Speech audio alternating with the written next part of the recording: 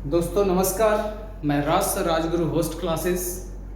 आज जो मैं वीडियो लेकर आया हूँ वो सब बहुत इम्पॉर्टेंट है। आप समझिएगा, सबसे इम्पॉर्टेंट है क्योंकि जिस पे मैं चर्चा कर रहा हूँ वो है फंक्शन। और फंक्शन में भी सबसे इम्पॉर्टेंट होता है यूजर डिफाइंड फंक्शन। ऐसे आप फंक्शन दो तरह का पढ़ते हैं, प्री डिफाइंड जो कि लाइब्रेरी में स्टोर होता है एंड यूजर डिफाइंड। तभी तक जो हम प्रोग्राम यूज कर रहे थे जिसमें प्रिंटफ लगा रहे थे, आप स्कैनफ लगा रहे थे, ये सब भी फंक्शन है। बट ये क्या है, प्री डिफाइंड है, लाइब्रेरी फंक्शन है। बट यूजर भी यहाँ पे फंक्शन बना सकता है। हम कह सकते हैं कि the function which is defined by user is known as user defined function. देखो, कोई भी, मैं स्टार्टिंग से बताता हूँ कि कोई भी डेफिनेशन को समझकर अपने लैंग्वेज में लिखो, आप एग्जाम में ज्यादा नंबर आएगा। और थोड़ा आप लॉन्ग डाल सकते हो, डिफिनेशन को डिफाइन कर सकते हैं। डिफिनेशन रटने की जरूरत नहीं है, मैं स्टार्टिंग में ही बताया था। तो सिंपल सा है कि वो फंक्शन जो यूजर के द्वारा डिफाइन किया जाता है वो यूजर डिफाइंड फंक्शन होता है। अब देखो, हम यूजर डिफाइंड फंक्शन तो समझ में आ रहा है क्या है। ऐसे फंक्शन का दो टाइप है, यूजर डिफाइंड। जैसे यहां पे आप फंक्शन देखोगे तो फंक्शन का दो टाइप है। एक क्या होता है, प्री डिफाइंड, और दूसरा क्या हो गया, यूजर डिफाइंड। दो तरह का फंक्शन है, प्री डिफाइंड और यूजर डिफाइंड। आप समझना, ये प्री डिफाइंड जो होता है, जो पहले से बना हुआ होता है, सी के साथ इंस्टॉल हो जाता है सिस्टम में। But user defined function programming right करते समय, कोडिंग के समय यूजर डिफाइन करता है, जिसका कुछ रूल है। ठीक है, तो फंक्शन यूजर डिफाइंड फंक्शन क्या होता है। अब अगर आप डिफाइन करोगे यूजर डिफाइंड फंक्शन को, तो सबसे पहले क्या होगा, the function which is defined by user, function which is defined by user, वो फंक्शन जो यूजर के द्वारा डिफाइन किया जाता है। अब समझना, ऐसे लगेगा कि सब तो डिफाइन करते हैं, बट डिफाइन का मतलब समझना क्या होता है, फंक्शन का टाइप, फंक्शन का नेम, फंक्शन का बॉडी, सारा चीज। तो डिफाइन करते हैं तो क्या होगा, नेम ऑफ फंक्शन क्या होगा, identifier. Name of function is identifier. Function का नाम क्या होता है, आइडेंटिफायर होता है। अब और क्या समझने की जरूरत है, यूजर डिफाइंड फंक्शन को इतना क्यों समझा रहे हैं, क्योंकि ये फंक्शन, इसके पहले सी समझो कि नॉर्मल था, अब एडवांस में आ रहे हो। इसके पहले आपने 2 नंबर का सम बनाया था, सिंपल था, वॉइड मैंने लगाया, उसके अंदर वेरिएबल डिक्लेयर, इनपुट लिया, सम कर दिया। अब यहाँ पे वही 2 नंबर का सम हम यूजर डिफाइन से बनाएंगे तो बदल जाएगा। याद रखना, यही यूजर डिफाइन आगे चल के मेथड हो जाता है C++ में, जावा में, इसलिए बहुत इंपॉर्टेंट है। कुछ नहीं है, जैसे यहाँ पे आप डिक्लेयर डिफाइन कर रहे हो ना, वहां भी करना होगा वैसे ही, लेकिन वो क्लास के अंदर होता है, और जब क्लास के अंदर यूज करते हैं फंक्शन को तो मेथड हो जाता है। तो इसलिए आप समझ सकते हैं कि कितना इंपॉर्टेंट है। तो चलो, ये यूजर डिफाइंड फंक्शन है। तो देखो, किसी भी यूजर डिफाइंड फंक्शन को राइट करने के लिए इसका 3 पार्ट होता है। ठीक है, यूजर डिफाइंड फंक्शन को राइट करने के लिए 3 पार्ट होता है। पहला पार्ट हम लोग बोलते हैं प्रोटोटाइप।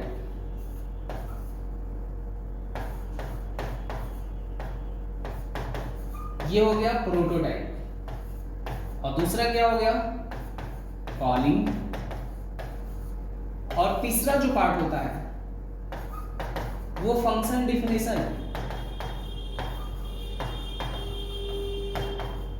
फंक्शन डिफिनेशन, ये 3।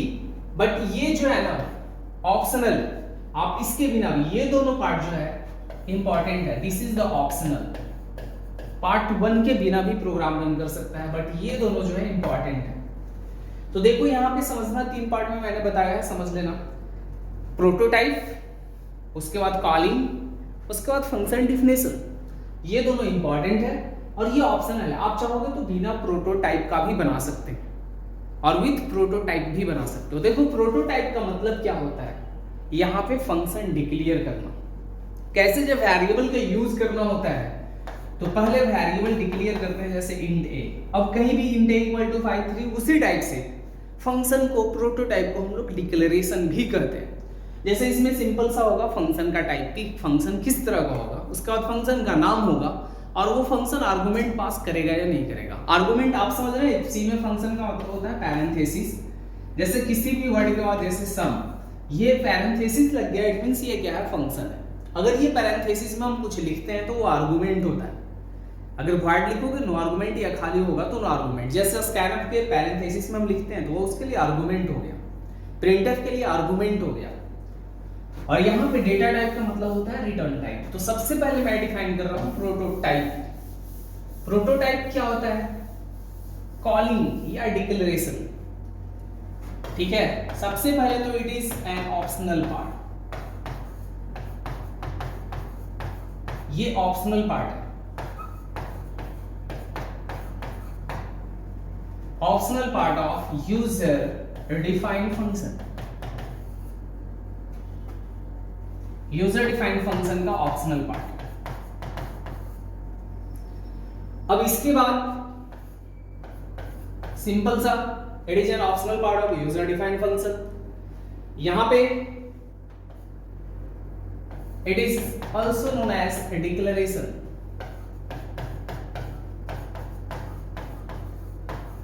It is also known as a declaration. इसको हम लोग डिक्लेरेशन पार्ट भी कहते हैं। अब समझना इसके पास क्या होता है, it has its type, name and arguments.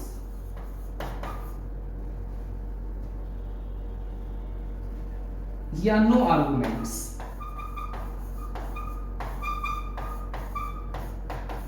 Arguments होगा या नो आर्गुमेंट्स होगा, सिंपल सी है। इसमें जो टाइप का मतलब हुआ रिटर्न टाइप। जैसे अब इसका सिंटैक्स देखो कैसे लिखेंगे। सिंटैक्स क्या होता है, यहां पे जैसे हम लिख सकते हैं रिटर्न टाइप या नो रिटर्न भी दे सकते हैं। स्पेस देने के बाद फंक्शन का नेम, इफ नेम, पैरेंथेसिस में आप आर्गुमेंट लगा सकते हो या नो आर्गुमेंट, और यहां पे सेमीकोलन। याद रखना, जैसे मैं एग्जांपल में दिया, सपोज यहां पे लिख दिए इंट सम सेमीकोलन, तो ये एक ऐसा फंक्शन है, मतलब ये यूजर डिफाइंड फंक्शन सम बन गया जिसका रिटर्न टाइप इंटीजर है बट इसके पास कोई आर्गुमेंट नहीं है, मतलब नो आर्गुमेंट हो गए। अगर इसी को हम ऐसे यहाँ पे void लिखेंगे और यहाँ पे लिखोगे void sum, इट मींस क्या हुआ, void लग गया तो ये नो आर्गुमेंट है, it means no return no argument, क्योंकि पैरेंथेसिस खाली है। अब इसी का पैरेलल यहाँ पे देखना, सपोज यहाँ मैं void लिख दिया और यहाँ पे sum और ब्रैकेट में डेटा टाइप सपोज जैसे इंट लिख दिए, कॉमा इंट लिख दिए या फ्लोट कुछ भी, तो ये हो गया void का मतलब नो रिटर्न, सम फंक्शन का नाम हो गया। ये इंट क्या है, इसका आर्गुमेंट है, इट मींस ये फंक्शन जो हो गया क्या है, नो रिटर्न विथ आर्गुमेंट। आप ऐसा भी डिक्लेयर कर सकते हो इंट सम, यहां पे भी इंट। तो ये क्या डिक्लेयर बता रहा है कि ये जो फंक्शन का टाइप है इसके पास विथ रिटर्न भी है और विथ आर्गुमेंट्स भी है। मतलब ये चार तरीके से आप लिख सकते हैं। मतलब अब सोचना है कि ये प्रोटोटाइप इंस्ट्रक्ट क्या करता है कंपाइलर, ये बताता है कि यूजर जो फंक्शन यूज कर रहा है सम नाम का, उसके पास रिटर्न टाइप है या नहीं, आर्गुमेंट्स है या नहीं, ये इंस्ट्रक्ट करता है। और ये जो हम चार लिखे हैं ना, इसी के अनुसार यूजर डिफाइंड फंक्शन को चार टाइप में बांटा हुई है, 4 टाइप्स में।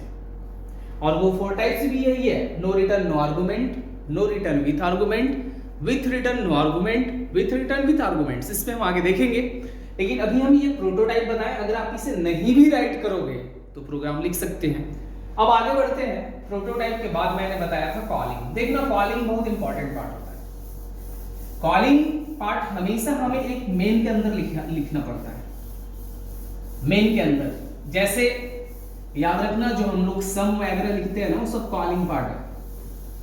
इसके पास कुछ नहीं होता है, ये डिपेंड करता है टाइप ऑफ फंक्शन के अनुसार। जो कॉलिंग होता है यूजर डिफाइंड फंक्शन का, सपोज यहां पे कॉलिंग यूजर डिफाइंड फंक्शन का कॉलिंग पार्ट, अब ये क्या होता है, it is an important part, इसके बिना नहीं रन करेगा। ये क्या है, it is an important part, it is an important part of user defined function। User defined function का क्या है, एक इंपॉर्टेंट पार्ट। अब इसके थ्रू क्या करता है, इट इज यूज्ड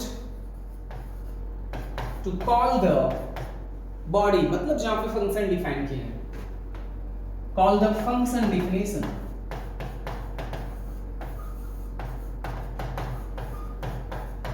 देखो ऐसे ही एग्जाम में डिफाइन करो, उसके बाद फिर जनरली इट इज रिटेन का होता है, it is generally retain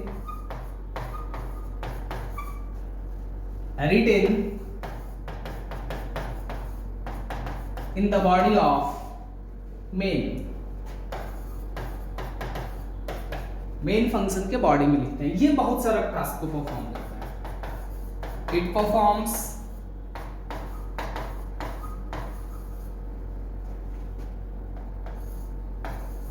many task.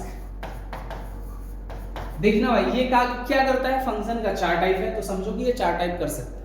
ये फंक्शन को कॉल भी करता है, जो आर्गुमेंट देना होता है आर्गुमेंट भी देता है, उधर से जो रिटर्न होता है उसको एक्सेप्ट भी करता है।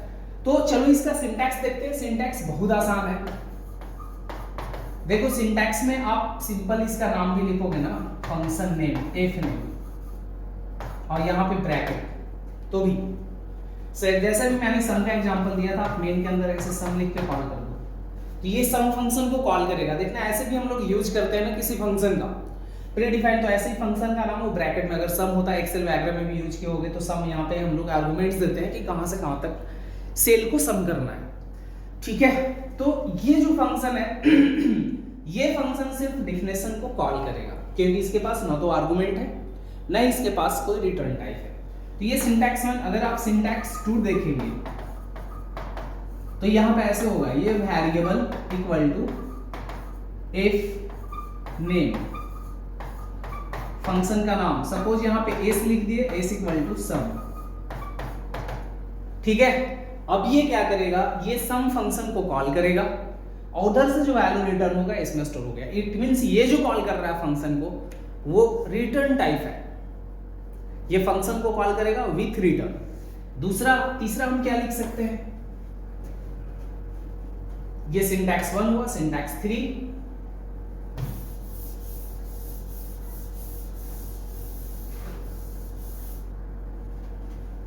ये सिंटैक्स 3 है, ठीक। सिंटैक्स 3 में आप यहां पे चाहेंगे तो एफ नेम, फंक्शन का नेम, यहां पे आर्गुमेंट 1, आर्गुमेंट 2, ऐसे।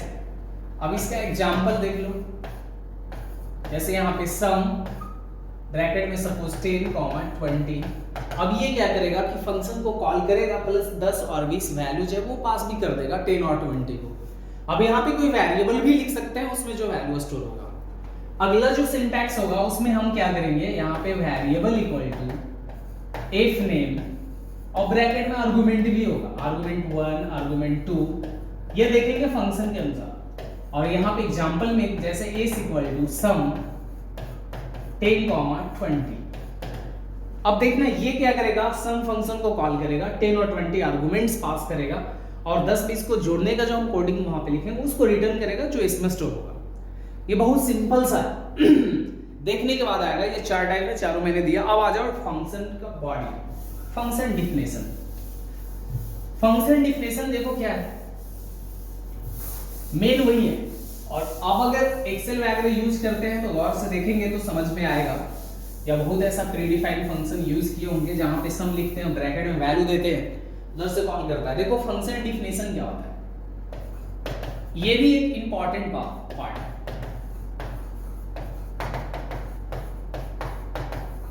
ये क्या है, it is an important part, it is an important part, ये एक इंपॉर्टेंट पार्ट है यूजर डिफाइंड फंक्शन का। इसके पास क्या होता है, it has its body structure, it has its body structure. इसके पास इसका बॉडी स्ट्रक्चर होता है जो कि ओपनिंग और क्लोजिंग कर्ली ब्रेसेस से डिनोट होता है। इन द बॉडी ऑफ फंक्शन,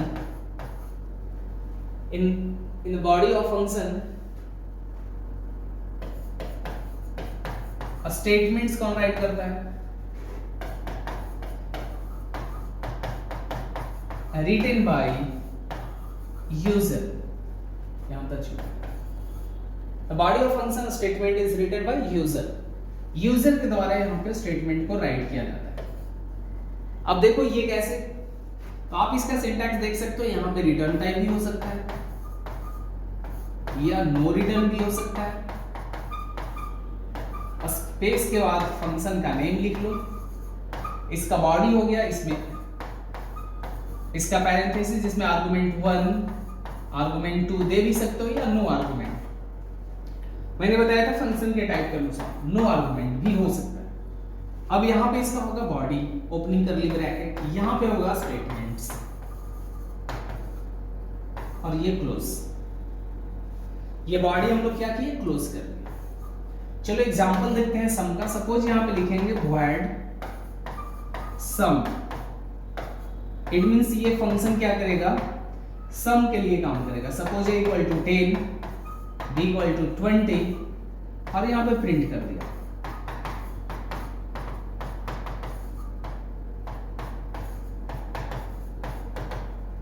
ये सिंपल है, इसमें नो रिटर्न नो आर्गुमेंट्स। लेकिन जैसे ही आप इसका दूसरा टाइप लिखोगे फंक्शन,